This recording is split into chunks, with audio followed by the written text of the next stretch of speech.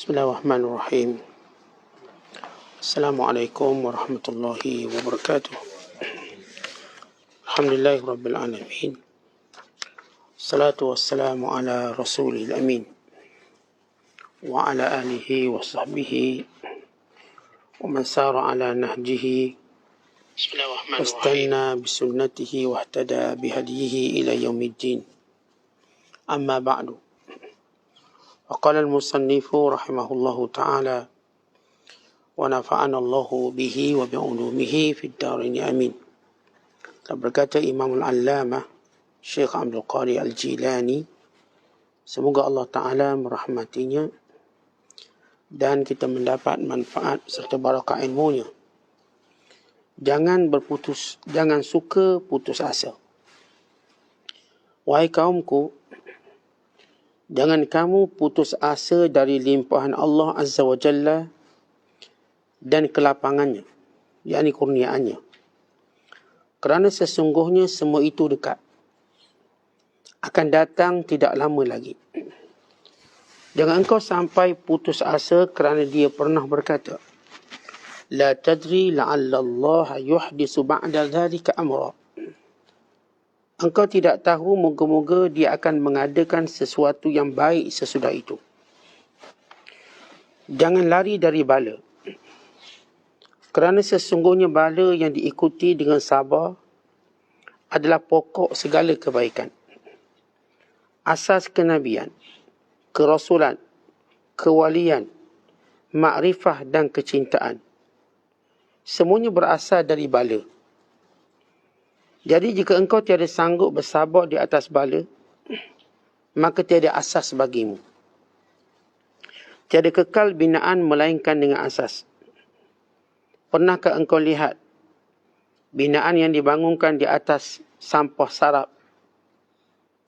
Sebenarnya engkau lari dari bala dan bencana kerana engkau tidak perlu kepada kewalian, makrifat dan dekat kepada Allah Azza wa Jalla.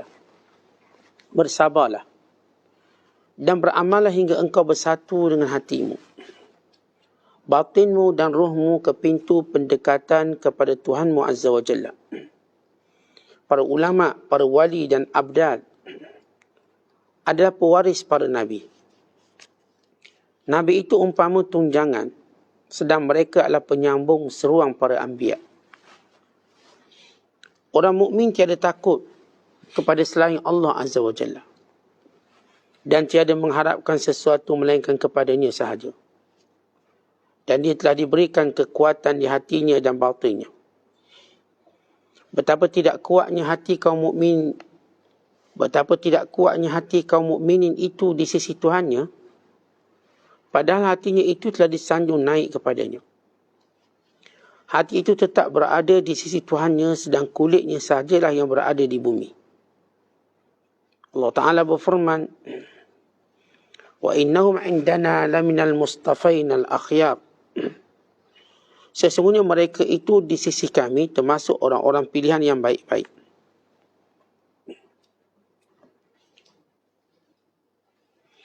Mereka itu dipilih dari ahli mereka dan ahli zaman mereka. Berbeza maknawi mereka dan bercahaya peribadi mereka. Sebab itulah mereka telah mengasingkan diri dari manusia ramai dan berzuhud pada benda-benda yang dibiasakannya. Mereka terus maju ke hadapan dan tertumbuhan merecup di belakang mereka. Tiada toleh ke belakang lagi. Kerana mereka telah bermesra dengan khalwatnya dengan Tuhan. Mereka memilih tinggal di tempat-tempat yang runtuh, di tepi-tepi pantai, di padang pasir dan di hutang rimba. Dan tidak gemar lagi pada tempat-tempat yang makmur dengan manusia. Makanan mereka dari tertumbuhan padang rumput. Makanan mereka dari tertumbuhan padang rumput. Dan minuman mereka dari air jalanan yang keruh. Dan hidup mereka tidak ada bezanya dengan binatang yang diam. Di situlah hati mereka mendekati Allah dan bermesra dengan Allah. Diri mereka dikumpulkan bersama-sama dengan diri-diri para rasul, para siddiq, para syahid. Dan maknawi mereka ditempatkan di samping kaum ini. Mereka terus menerus berkhidmat kepada Allah siang dan malam. Dengan menyendiri jauh dari makhluk. Dan bertenang sebagai orang yang penuh rindu kepada Allah Azza wa Jalla. Dan yang bermesra-mesraan dengannya. Muslimin dan muslimat dan penonton yang dirahmati Allah sekalian. Kalau sebelum ini Syekh Abdul Qadir Jilani memerintahkan ataupun menyuruh kita supaya jangan malas bertaubat. Dan memberitahu tentang hikmah setiap ujian-ujian yang menimpa kita. Sebahagian ujian itu yang menimpa kita kerana dosa yang kita lakukan. Sebahagian pula ujian itu bagi mengangkat darjat. Namun apa pun bentuk ujian, sama ada Allah uji kita untuk dihapuskan dosa-dosa kita, kafarah kepada kesilapan dan kesalahan kita, supaya Allah dapat meringankan azab kita akhirat kelak, atau diangkat azab di hari akhirat kelak. Ataupun ujian itu berupa peningkatan darjat. Allah nak angkat darjat kita. Kerana setiap ujian itu akan menyatukan hati dan juga zahir kita. Kalau tanpa ujian, hati dan zahir kita ini berasingan. Contohnya ialah, kalau kita orang sibuk, tuan-tuan solat, zahir tuan-tuan menghadap kiblat, tapi hati kita menghadap kepada perniagaan kita. Sibuk ke arah lain, kita tidak bersatu. Berlaku percanggahan. Namun bila Allah uji kita, sakit. Ketika itu bila mana kita bermunajat, berdiri solat, kita nampak bagaimana bersatunya zahir dan batin kita. Sebagaimana jasad kita menghadap Allah, demikian juga hati kita menghadap Allah. Sebagaimana tangan kita diangkat ke langit memohon pada Allah, demikian hati kita merasakan dekatnya permohonan itu, ataupun betapa rasa rahmatnya, rasa gembiranya dengan ibadat berdoa. Ini penyatuan zahir dan batin, yang tidak mungkin manusia dapat menyatukannya melainkan dengan ujian orang awam seumpama kita. Ada pun orang yang sudah dekat dengan Allah, mereka sudah berjaya menyatukan hati dan juga zahir mereka, sehingga mereka sudah berjaya mendidiknya dan menjadikan kebiasaan mereka. Maka apapun ujian Allah kepada kita, antara senjata syaitan bagi merosakkan nilai ujian tersebut ialah putus asa. Bahkan syaitan menggunakan putus asa bagi memisahkan hubungan kita dengan Allah. Sebab itu orang beriman dilarang berputus asa sebesar mana pun ujian. Sama ada ujian berupa kesakitan pada tubuh badan, ujian pada anak-anak yang kita sayang, orang-orang yang kita cintai, ujian pada harta benda kita, ekonomi dan perniagaan kita, ujian kepada kesenangan kita, kemewahan kita, kita tak boleh bermewah, tak boleh bebas sebagaimana dulu, maka jangan ujian-ujian ini penyebab kita putus asa. Jangan. Putus asa bermula daripada sifat marah. Nak tahu seorang tu ada simptom putus asa, dia mula dengan kemarahan dia. Maka dia mula melilau ke kanan dan ke kiri memarahi orang lain. Dia marah, atas dia marah, bawah dia marah, kanan dia marah, kiri dia bawah. Semuanya dimarahi. Maka selepas sifat marahnya menguasai dirinya, yang terbakar umpama satu istana, bagaimana ia hancur dengan kebakaran. Istana yang tersergam indah, rumah agam, maka terbakar dia dengan rosaknya dia kerana kebakaran. Bagi kita bercakap tentang iman pula, yang merosakkan iman kita ialah sifat kemarahan, kan ia datang daripada api. Dia datang daripada syaitan dan syaitan daripada api. Maka orang berputus asa dia akan mula dengan sifat marahnya. Kita dah nampak. dan diikuti dengan sifat menyalahkan. Dia akan salahkan semua orang, melainkan dia tidak bersalah. Dan hal ini dia tidak bersalah. Dan yang ketiga, bila mana seorang berputus asa, maka dia mula nampak bahawa usahanya lebih hebat daripada doanya. Dia rasa usahanya lebih kuat daripada doa. Berbanding orang-orang yang Allah ajar dia tidak berputus asa, doanya lebih kuat pada usahanya. Ya, ada orang kata, kalau contoh kalau kereta rosak tengah jalan. Kereta rosak tengah jalan, dia cuma nampak panggil towing. Itu je, towing. Bahkan dia mempersendakan, orang yang rosak kereta tengah jalan, doa je lah. Pun nak panggil towing. Sebab dia tak faham antara doa dan ikhtiar. Dia lupa bila kita kata berdoa, bukan bermaksud tidak ikhtiar. Kerana ia terkandung dalam satu package. Bahkan doa itu ialah mukaddimah ikhtiar, kemuncak ikhtiar dan penyudah ikhtiar. Itu akan berlaku dalam kehidupan kita kalau kita lihat. Tapi bagi orang yang melihat, buat apa kita doa, kita kena panggil towing. Mereka mula merendahkan doa. Menidakkan doa. Kerana mereka nampak mereka masih kuat. Sebenarnya kuat orang yang tidak mau berdoa menuju pada putus asa. Kuat orang yang berdoa menuju kepada pergantungan yang lebih kuat. Akhirnya dia akan guna segala tulang pak kerak dia, segala akal yang masih tersisa, dan lepas tu kita akan nampak dia putus asa. Kalau sifat orang berputus asa, dia mula meremehkan doa. Dia kata sampai bila kita nak berdoa, kita kena buat itu dan ini. Silakan. Kerana sebahagian ujian itu tidak bermanfaat segala ikhtiar kita. Sebahagian ujian itu. Wala yanfa'u dzal jad minkal jad. Bila mana Allah menentukan satu keadaan, maka segala kekayaan tidak beri manfaat. Sebab bila kita sebut ikhtiar, ia sinonim dengan harta. Kerana itu orang kaya-kaya dia rasa dia boleh buat apa sahaja. Sebab dia rasa dengan harta dia boleh ubah semua benda. Tapi Nabi SAW sebut, bila mana pun kamu kaya, bila itu yang akan berlaku pada dirimu tiada bermanfaat. Kan kalau orang kaya kata, tak apa saya sakit, saya ada duit. Saya kena hospital, saya kena doktor hebat. Selesaikan. Akhirnya dia habis puluhan juta dia tak sembuh. Sehingga habis hartanya, sehingga tinggal lagi doanya baru dia sembuh. Supaya dia tahu hartanya tak akan menolong dia. Tapi memang watak orang yang ada harta. Demikian juga orang yang ada kuasa, dia rasa dengan itu dia boleh menembusi segala ujian. Tidak. Ujian tidak boleh ditembusi oleh harta, tidak juga dengan kuasa. Tapi dengan hati yang dekat dengan Allah. Kerana itu bila kita kena musibah, paling pertama ialah kita kuatkan hati mereka. Dan hati manusia-manusia yang diuji oleh Allah Ta'ala. Kuatkan hati mereka. Sebab kadang-kadang ujian itu mengambil tempoh yang panjang. Umpama kita sebut COVID. Ia satu tempoh yang panjang yang tidak pernah kita lalui. Maka ujian ini walau bagaimana kita lakukan, maka Allah tentukan dia punya satu tempoh.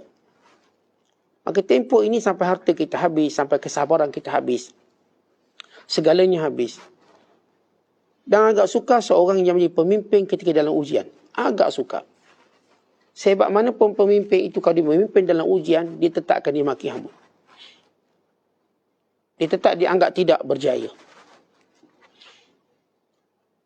Dan itu yang berlaku kepada Musa AS. Waktu Bani Israel, Nabi Musa datang sebagai pemimpin mereka. Mereka kata, wahai Musa, sama je. Kamu datang, kamu tak datang, sama. Kami tetap kena buli di Fir'aun. Bahkan kamu menambahkan suai kami. Sial kami. So, kami terpaksa, kami dikena lagi teruk. Lalu Musa ajar sabar-sabar, akan datang jalan keluar. Sehingga Allah pun tunjukkan keajaiban mukjizat Musa terbelah laut. Namun mereka masih meragui Musa. Lalu Musa bawa mereka selamat. Lalu mereka tersesat pula di padang sesat, padang tih. Bayangkan musuh dimaki setiap hari. Walau dia pemimpin yang hebat. Kerana setiap ujian kadang-kadang ialah kesabaran itu. Bukan kecerdikan, tapi kesabaran. Kerana sabarlah yang menghasilkan orang yang cerdik. Orang yang cerdik tidak semestinya sabar. Ada orang kita nak buat cerdik, tapi tak semestinya dia sabar. Tapi sabar kita menghasilkan kecerdikan. Setiap kali kita sabar, maka Allah berikan kita kecerdikan. Jangan katalah sabar-sabar ni makin. Yang bodoh itu orang yang saya katakan tidak mau sabar. Bayangkan Nabi Allah Musa terus memimpin Bani Israel. Dan Bani Israel terus mempermainkan Musa. Sehingga Musa mati. Wafat. Namun selepas itu Musa dianggap hero yang sebenar. Itu Bani Israel Yahudi berbangga dengan Musa. Tapi apa yang berlaku pada Musa AS sebagai memimpin dalam keadaan tidak ada negara. Dalam keadaan di padang pasir. Dengan bermacam musibah dan ujian. Namun, seorang nak ajar. Saya katakan, tuan-tuan, bukan senang dia pemimpin ketika musibah. Bukan senang. Manusia tak akan puji pun pemimpin yang memimpin ketika musibah. Melainkan dia akan dicela. Tapi kehebatan pemimpin itu dapat kita lihat dengan kesabaran. Dan dia mengajar rakyatnya bersabar. Maka kita akan dapati selepas itu akan dipuji. Itu realiti hidup. Siapa pun. Maka sebab itu Syekh Abdul Qadir ajar pada kita. Supaya tidak berputus asa ketika datang ujian. Kita dah sebut indikator putus asa. Bermula daripada sifat marah. Bermula daripada sifat menyalahkan. Kemudian mula memandang rendah doa. Kita mesti buat sesuatu. Bukan doa. Dia ketepikan doa. Tapi akhirnya dia terpaksa menyerah dengan doa. Allah akan jadikan semua manusia akhirnya menyerah dengan doa. Walau secerdik mana dia. Walau sekuat mana pun. Kerana hidup ini akan berakhir dengan kematian. Dan kematian itu sebenarnya kesakitan yang sebenar manusia. Sekarang kita tak mati lah. Kita rasa boleh tu, boleh ni. Last kali tuan-tuan. Dia hampir kematian. Semua manusia akan mengangkat tangan berdoa kepada Allah. Walaupun tangannya tak boleh diangkat. Dia membayangkan dia mengangkat tangan. Waktu itu. Semua. Akan membayangkan mereka mengangkat tangan. Walaupun ketika mana mereka mampu mengangkat tangan, mereka tidak mau mengangkat tangan. Bahkan mereka mempelekehkan. Maka bila orang itu diuji oleh Allah Ta'ala. Allah kata dalam Al-Quran. La tadri la'allallahu yuhdisu ba'da dhalika amra. Apapun ujian kita tak tahu. Barangkali selepas itu Allah nak beri kebaikan yang berganda. Kebaikan yang berganda. Mungkin contoh tuan-tuan orang berniaga. Selama ni dia berniaga. Konsisten lah. Dapat sehari 1,000 sebagai contoh. Sehari 1,000. Kemudian datang wabak. Dia terpaksa rehat. Dia terpaksa begitu, begini. Jadi 100 sehari. Turun 90%. Tapi dia sabar. Dia tu berdoa pada Allah. Dan Allah angkat musibah ini. Tiba-tiba satu hari di bisnes, satu hari 10,000. Dia tingkat puluhan kali ganda. Tuan-tuan tengok macam contoh ibadat puasa lah, puasa. Bila ada setengah kedai yang tertentu, bulan puasa ditutup. Kerana memilih untuk memfokuskan pada ibadat. Tapi bila dibuka je satu Syawal, dia cover balik Ramadan yang dia tutup. Bukan lebih banyak pada tu. Dia dapat semula. Tuan-tuan, Allah akan melengkapkan rezeki kita. Ujian salah satu daripada tanda ataupun ujian pada keyakinan kita. Benda itu akan dapat juga. Cepat atau lambat. Oleh kerana itulah, jangan berputus asa dengan rahmat Allah. Bila kita mengetahui Allah nak beri lebih baik. Bila kita mengetahui bahawa Allah Ta'ala jadikan sabar itu ialah asas kebaikan kita. Kita doa nak dekat dengan Allah. Kita doa nak jadi wali. Kita doa nak masuk syurga. Tapi kita tidak mau bersabar. Iman mesti ada asas. Iman mesti ada asas. Asas kepada iman itu sabar. Dan sabar itu mesti ada cara untuk menguatkannya. Untuk menguatkan sabar ialah ujian Allah. Makin tinggi sabar orang tu, makin tinggi iman seseorang, makin kuat dia diuji untuk dia mendapat makin kuat kesabaran.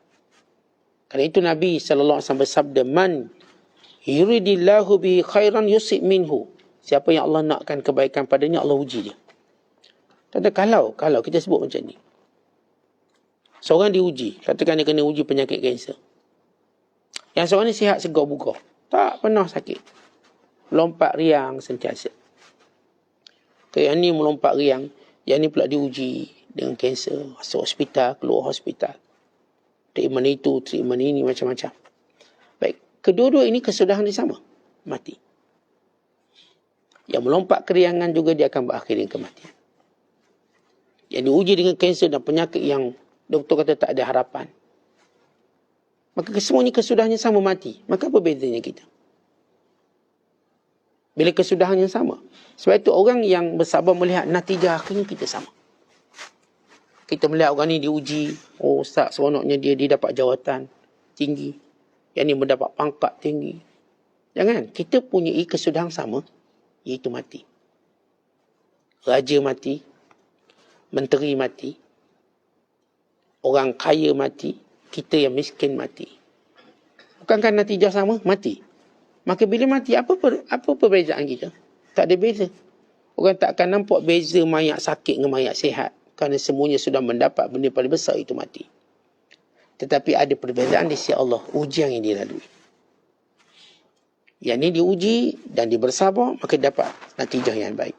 Yang ni diuji dengan kesenangan, dia bersyukur, dia dapat natijah yang baik. Rupa-rupanya kehidupan kita, tuan-tuan, ujian untuk melihat yang syukur dan yang sabar. Dua je.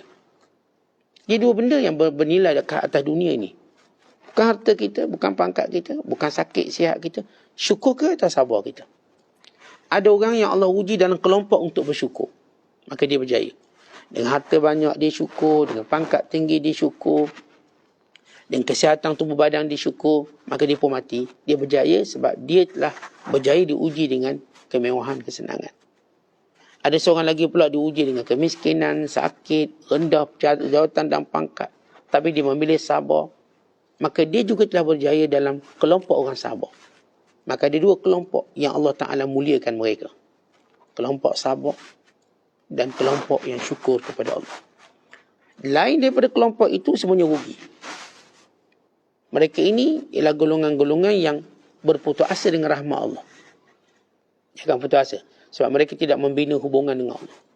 Jadi walaupun kita diuji sehebat mana pun, maka jangan pernah kita berputus asa untuk terus berdoa kepada Allah. Dan terus melihat indahnya sabar. Dan melihat pahala di sebalik kesabaran. Dan melihat kemanisan dalam kesabaran. Kan itu bila Allah Ta'ala menyebut dalam Al-Quran, Inna wajadnahu sabira, ni'mal abdu innahu awwab. Kami dapati dia seorang yang sabar. Inilah sebaik-baik hamba kami.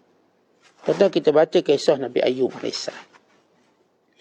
Nabi Ayub diuji jauh lebih hebat daripada apa yang kita diuji hari ini. Kan Nabi Ayub asalnya orang kaya. Tentu kalau ujian itu kena ramai orang, dia tak berat. Sebab ramai orang. Ujian bila pergi pada individu, ke mana orang lain senang, itu amat berat. Tentu kalau kita sama-sama berlapar, tak berat. Tapi kalau kita seorang berlapar dan orang lain semuanya kenyang, itu ujian yang berat. Sebab tu kita puasa Ramadan okey. Sebab semua pakat lapar. Nak puasa sunat tak okey. Kita je lapar, bini kita kenyang, anak kita kenyang, tak jadi ni. Kita pun pilih kenyang juga. Tidak semudah itu. Baik Nabi Ayub, asal kaya. Bukan paling kaya di negeri dia. Ada segala-galanya. Bukan orang yang ramai anak. Anak pun ramai. Rumah pun besar. Hidupnya Masya Allah. Tuhan saja yang tahu kemewahan. Maka Allah uji satu persatu. Bermula hartanya hilang. Diikuti dengan sahabat-sahabatnya hilang. Diikuti oleh anak-anaknya hilang. Akhirnya kesihatannya hilang. Sehingga tinggal yang ada dalam hidupnya cuma 3 orang. Pertama isterinya, yang kedua 2 orang sahabat dia. Punya ramai sahabat. Tuan-tuan tahu orang kaya ni ramai sahabat. Dia ada kelab motor ni geng dia. Kelab basikal ni geng dia. Kelab jutawan geng dia. Dia banyak kelab. Dia banyak grup. Orang ada 100 grup. Orang kaya. Kenal ramai. Orang pun mengaku ramai kenal dia. Bayangkan dia dah ramai kawan. Yang mengaku kawan dia pun ramai lagi. Jadi orang kaya ni ramai. Sebab tu dia buka je akaun, terus juta naik. IG dia, Facebook dia. Banyak. Pengikut followers dia ramai. Bila dia ada musibah je, follower dia semua tinggal. Tapi dia tak perasan apa yang dah berlaku pada orang lain. Jadi kita kembali pada kisah Ayub AS. Tinggal 3 orang. Dan Nabi Ayub diuji selama 18 tahun. 18 tahun diuji dengan sakit. Masya Allah. Dia seorang diuji. Ke mana orang lain senang, bayangkan. Dia seorang diuji. Yang saya katakan, kalau kita dapat ujian berjemaah, ia lebih ringan. Lebih ringan. Bukan kita nampak ruang-ruang untuk kita berseronok banyak lagi. Banyak ruang berseronok. Jadi, dua orang kawannya pun dah tak tahan. Diorang dipikir, dua orang kawan selalu datang ziarah dia. Ada apa yang mereka boleh tolong. Sehingga satu hari dua kawan ni berbuat. Kenapa dia ni banyak lama sangat kena ujian? Barangkali dosa dia. Walau Nabi Ayub tak berdosa, dia Nabi. Dia Nabi, dia maksum dan dia Rasul. Nabi Allah Ayub, Nabi dan Rasul. Akhir kawan yang rapat dengan dia pun sampai mula rasa goyang. Barangkali dosa kot. Dosa banyak. Ada buat dosa dah ni. Sebab tu dia kena penyakit. Satu, penyakit ini pelik. Sebab dia menyerang seluruh badannya, melainkan lidahnya. Yang kedua, lama pula. Kita bayangkan 18 tahun. 18 tahun sakit, satu tempoh panjang. Kita kadang-kadang dengar orang kena dialisis ni 12 tahun, dia betul mati. Pun dia dialisis pun dia makan macam-macam, cikecok dia makan, lemcok dia makan, benda semua. Semua negara dia raung. Ni Nabi Ayub tak ke mana-mana. Duduk, bukan di pulau. Hanya isterinya yang menjaganya, merawat dia. Duduk sebelah dia. Tapi yang hebat, dia kekal beribadat. Sedikit pun tidak berkurangan zikirnya pada Allah, ibadatnya pada sedikit pun tak kurang. Dan sedikit pun tak goyah keyakinan pada Allah. Sebab dia tahu ini adalah jalan-jalan orang-orang yang ingin mendapat martabat di sisi Allah Ta'ala. Lalu selepas panjang ujian sehingga hari penyembuhan, apa kata Allah? Inna wajadnahu sabira. Dengan ujian yang kami lalui pada mereka, padanya, ternyata dia amat sabar. Ni'mal abd innahu awwab. Inilah sebaik-baik hamba. Dia sentiasa mengingati kami. Tak pernah putus asa. Awwab, yang sentiasa memanggil Allah. Sentiasa berharap kepada Allah. Ini kelompok ataupun contoh dalam Quran. Allah menyebut paling sabar walati rasul. Ketika setengah orang bila kena uji, kenapa Allah tak sayang aku ke apa? Baru kena uji sikit, Allah tak sayang dia dah. Dia dah hilang arah dah. Dia dah rasa tak ada apa dah. Tentang ini hidup. Kalau kita letak sabar, maka kita telah meletakkan iman yang kuat. Iman bukan didirikan atas asas-asas yang rapuh. Bukan dibina di atas asas-asas sampah. Tapi atas asas tiang-tiang kesabaran yang tinggi.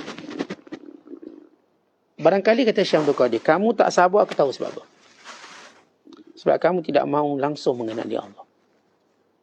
Tuan-tuan, Allah dikenali dengan sabar. Kalau kita tak diuji, kita tak kenal Allah. Allah diuji kerana sabar. Negara yang kuat tak pernah diuji. Mana percaya Tuhannya dia. Tapi bila diuji dengan taufan, diuji dengan itu dan ini, mereka kenal Tuhan. Kan inilah jiwa ego manusia. Lagi tak tunduk, lagi tak kena ujian, dia tak akan kenal Tuhan. Apa terkenal dengan makna yang sebenar? Kita pun tuan-tuan, dalam kelalaian kesibukan kita, tak kenal Tuhan. Kita kenal jantan betina ayam itik. Kita amat kenal dengan kerjaya kita, tahu semua benda. Tapi bila bak Tuhan yang menciptakan kita bagi rezeki, tak kenal. Maka Allah pun datangkan ujian bila Allah sayang kita. Akhirnya kita kenal Allah. Ya Allah.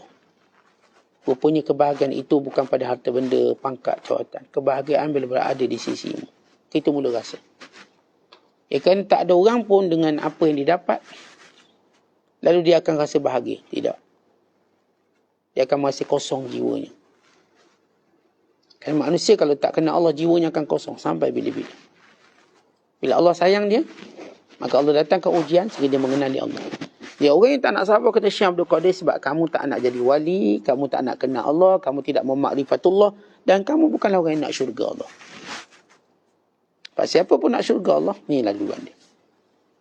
Jadi orang yang berputus asa, lihat balik apa masalah kita bila kita putus asa. Sedangkan Allah menyatakan, la taqnatu min rahmatillah. Jangan putus asa dengan rahmat Allah. Jangan hilang keyakinan kita bahawa setiap ujian akan ada jalan keluar. Jangan hilang keyakinan itu. Berat mana pun ujian kita lalui hari ini, akan ada jalan keluar. Bahkan jalan keluar itu akan jauh lebih hebat daripada apa yang kita dapat sebelum ini. Sehingga Allah Ta'ala mengingatkan pada kita, وَلَا تَيْأَسُ مِنْ رَوْحِ اللَّهِ إِنَّهُ لَا يَيْأَسُ مِنْ رَوْحِ اللَّهِ إِلَّا الْقَوْمُ الْكَافِرُونَ. Jangan putus asa dari rahmat Allah. Yang putus asa pada rahmat Allah cuma orang kafir, yang memang tak percaya Tuhan. Tentang kita percaya Tuhan, maka tak ada sesuatu pun yang boleh merosakkan sabar kita. Tak ada. Walau lama, walau panjang hujan-hujan ini. Ada seorang lelaki, dia sakit. Maka diziarahi oleh seorang sahabat daripada golongan Muhajirin. Dia melawat, yang kawan dia sakit, tak boleh bangun terbaring. Maka dia kata, Inna lil marid arba'an. Sakit ini banyak kelebihan. Ada 4 kelebihan utama. Yurfa anhul qalam. Allah Ta'ala tidak akan memberikan kewajiban kepadanya. Dia angkat qalam. Bila dah sakit, banyak kewajiban tertentu gugur. Sama ada secara kesemuanya atau sebahagiannya. Kesemuanya umpama kalau kita sebut sakit, tak wajib puasa. Kesemuanya, tak wajib puasa. Atau sebahagiannya umpama kalau kita solat, kalau sakit, patut berdiri, duduk. Maka dia angkat kewajiban sebelum ini. Wa yuktab lahu minal ajr mithla ma kana ya'malu fi sihhatihi. Dan tetap ditulis pahala yang sempurna. Sakit, ditulis pahala sempurna, tanpa dikurangkan sedikit pun. Wa yatba'ul marad kulla khati'atin min mifsalin min mafasilihi fa yastakhrijuha. Dan sakit ini akan menghapuskan semua dosa yang akan keluar pada setiap sendi-sendi dia. Semua dosa yang akan keluar. Keluar semua dosa-dosa dia. Dan yang keempat, fa in asha maghfura wa in mata maghfura. Kalau dia hidup, hidupnya sentiasa mendapat keampunan. Kalau dia mati, matinya mendapat keampunan. Tuan-tuan, bila lelaki ni dengar, lelaki ni kata apa? Allahumma la azal muttaji'ah, ya Allah, biarlah aku terus kekal berbaring macam ni.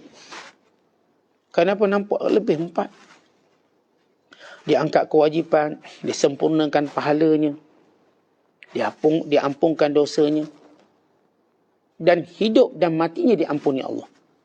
Kalau hidup diampuni, kalau mati diampuni. Artinya dia dalam proses itu mendapat ampun.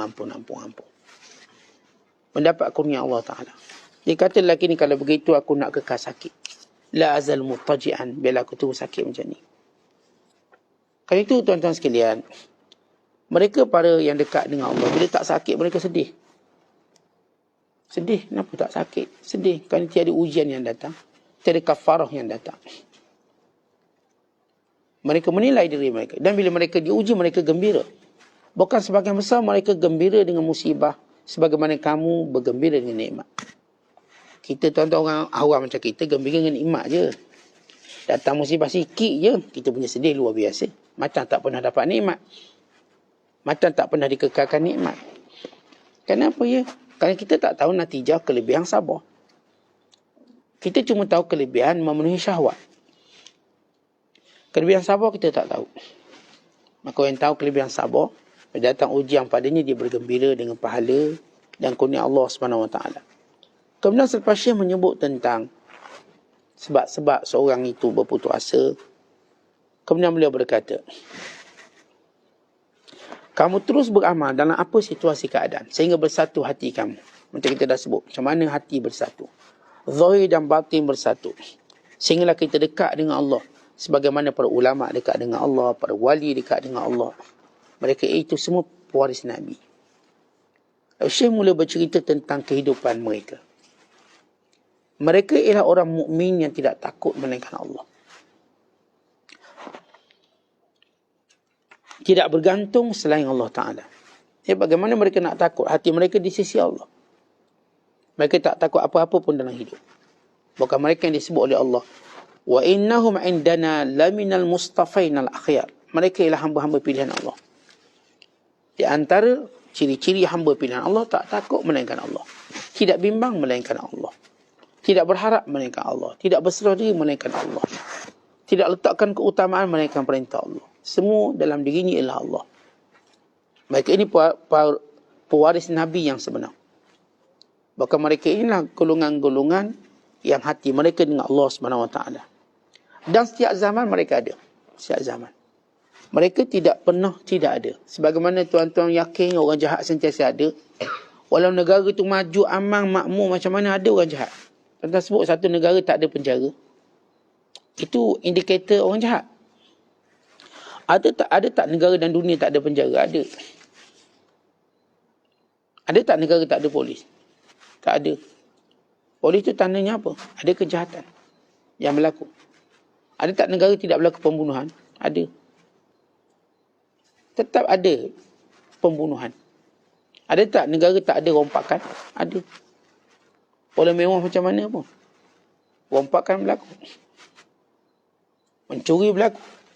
Mencuri ni tuan-tuan bukan orang miskin. Mencuri orang kaya pun mencuri. Kita duk fikir orang kaya dah ada duit banyak tak curi. Tak curi juga dia. Kadang-kadang dia curi lebih banyak pada orang miskin curi. Lebih kerak daripada orang miskin mencuri. Orang miskin mungkin mencuri sekali-sekala. Dia mencuri tiap-tiap hari. Ya, artinya bukan, kita katakan bukan sebab miskin orang mencuri. Tidak. Ia sifat dan watak perangai. Maka kata Syekh Abdul Qadir, mereka ini sentiasa ada setiap zaman. Dan peribadi mereka begitu jelas.